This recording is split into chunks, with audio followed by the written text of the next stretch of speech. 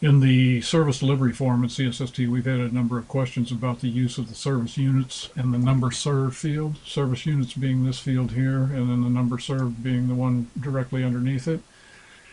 Service units is a completely user-defined field, if you will, in the sense that we don't, we being CSST programming staff, do not use that field for anything in reporting other than in some of the custom reports and some of the reports that could be defined using the service delivery clients report. That field is available to you, and it will give you the values in the field, and it will give you the sum of the values in the field when you use group by functions in the reporting process. But what that field indicates is entirely up to you. In other words, is that the number of bags of flour that you gave to somebody, or the number of cows, or the number of goats, or I mean, it can be anything, literally. So you use that as you see fit, or choose not to use it at all if that's your choice, and it won't make any difference in any of the New Jersey DCA reporting if you're concerned with that.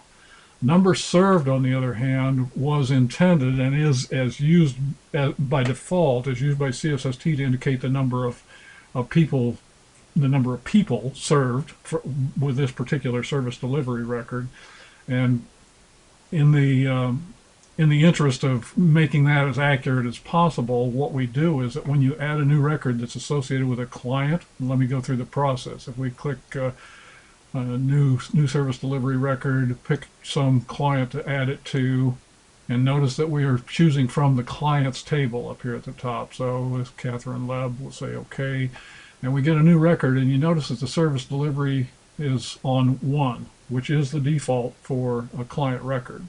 Now it's a completely editable field, so if you want to change it to 15 or 1500, that's fine. You can do anything you want with it, but it will default to 1, assuming that the service was delivered to that single client that you added the record for. On the other hand, if we save that and we want to add another record, and we do it not for clients but for families, so we'll choose families here, and then we can go down and pick some family name, which doesn't really matter for our purposes here. And we add the new record, and you see that the number served is defaulted to 5. Well, that indicates that if we go into the client's form and look at the Fran O'Brien family, that there will be five family members there.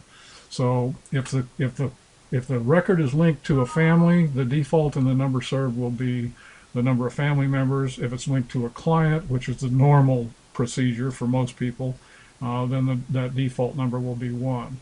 In both cases, you can edit that number to anything you like, and again, that field is also available in the service delivery clients reports as an optional inclusion, and if it's included, it will give you also the sum of the number of counts in those field values, on a group by basis in the group footers of that report.